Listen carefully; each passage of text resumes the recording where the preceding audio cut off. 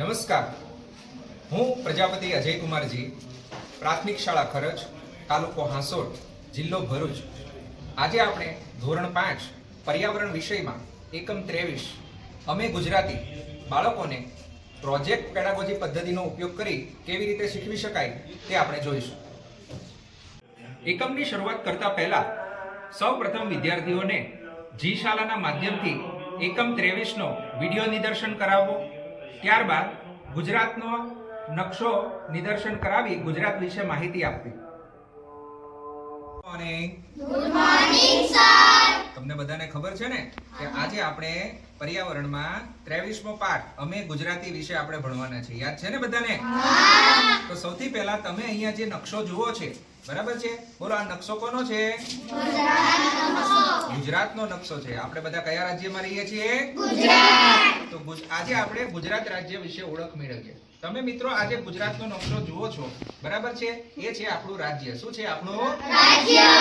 આપણું જે ગુજરાત રાજ્ય છે એની સ્થાપના 1 મે 1960 માં થયેલી. ક્યારે થયેલી? 1 મે 1960 માં ગુજરાત રાજ્યની સ્થાપના કરવામાં આવી હતી. આજે આપણું ગુજરાત રાજ્ય છે એમાં તમે આજે જુઓ છો એ જિલ્લા છે. ગુજરાતના શું છે? જિલ્લા. આપણા ગુજરાતના કુલ 33 જિલ્લા આવેલા છે. કેટલા જિલ્લા આવેલા છે? 33. આપણા ગુજરાતના કુલ 33 જિલ્લા આવેલા છે. આપણા ગુજરાતની અંદર તમે આ 33 જિલ્લાઓ જુઓ છો. બધાને દેખાય છે? હા. હવે આ 33 જિલ્લામાંથી તમને સૌથી મોટો દેખાતો કયો જિલ્લો દેખાય છે? કચ્છ. Very good. તો આ કચ્છ જિલ્લો છે એ આપણા ગુજરાતનો વિસ્તારની દ્રષ્ટિએ સૌથી મોટો જિલ્લો છે. ત્યાર પછી વિસ્તારની દ્રષ્ટિએ સૌથી નાનો જિલ્લો કયો છે એ આપણે જોઈએ. જો મિત્રો તમે અહીંયા જુઓ છો એમાં સૌથી છેલ્લે અહીંયા તમને ડાંગ જિલ્લો જોવા મળે છે. કયો જિલ્લો છે? ડાંગ. આ ડાંગ જિલ્લો વિસ્તારની દ્રષ્ટિએ સૌથી કેવો છે?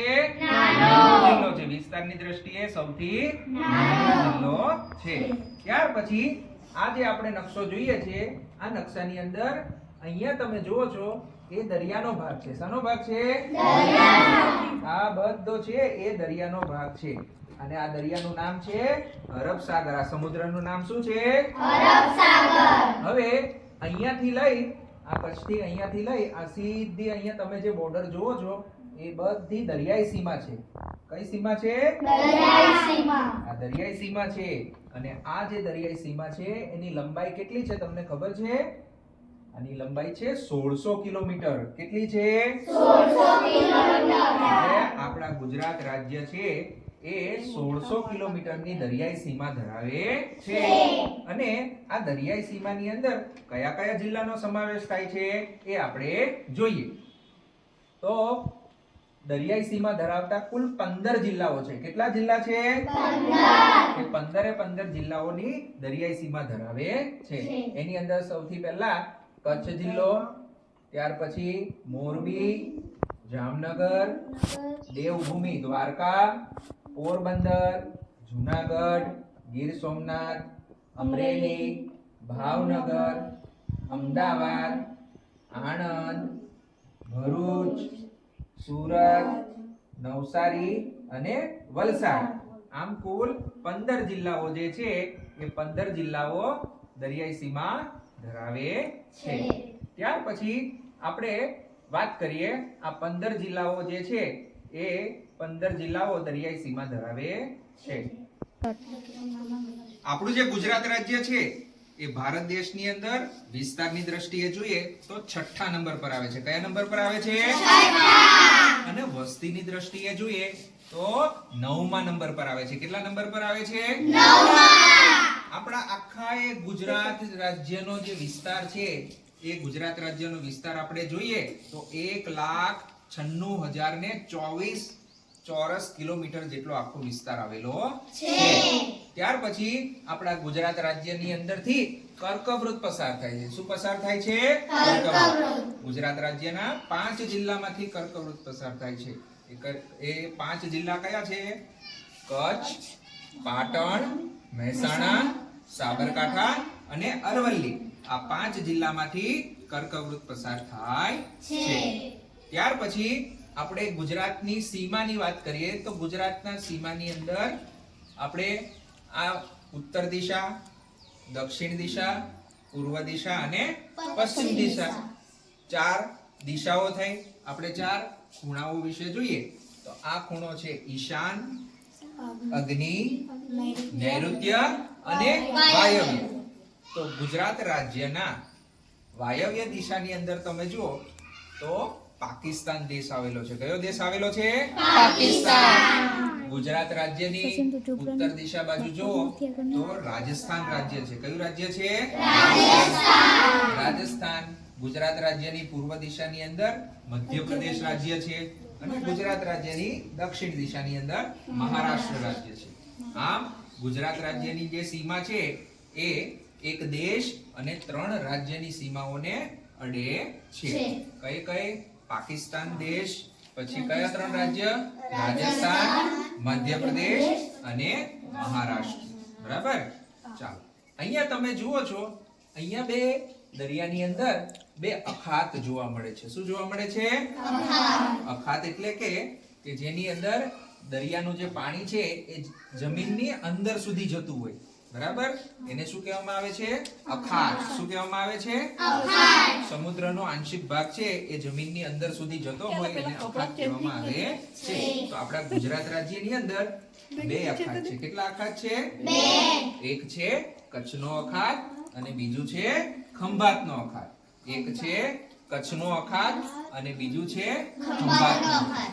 ઓકે, તો તમને ગુજરાત રાજ્ય વિશે જાણીને મજા આવી? હા. Very good. તો હવે આપણે જુદી જુદી ગુજરાત રાજ્ય વિશે આપણે પ્રોજેક્ટ બનાવીશું. શું બનાવીશું? પ્રોજેક્ટ. આપણે વર્ગની અંદર, જૂથની અંદર બેસીને આપણે પ્રવૃત્તિ કરીશું. હવે આપણે વિદ્યાર્થીઓને જુદા જુદા જૂથમાં બેસાડીને જૂથ દ્વારા પ્રવૃત્તિ કરાવી બાળકોને પ્રોજેક્ટ તૈયાર કરાવીશું.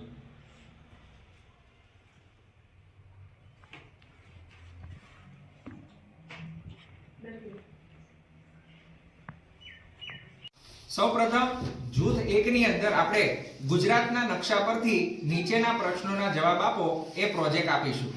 વિદ્યાર્થી મિત્રો આ નકશાનો અભ્યાસ કરશે અને નકશાના અભ્યાસ દ્વારા અહીંયા આપેલા પ્રશ્નોના જવાબની નોંધ કરશે. ત્યારબાદ એ જૂથ નંબર 1 વાળા એ પોતાના જે પ્રશ્નો છે અહીંયા ગ્રુપની અંદર રજૂ કરશે અને પોતાનું પ્રેઝન્ટેશન આપશે.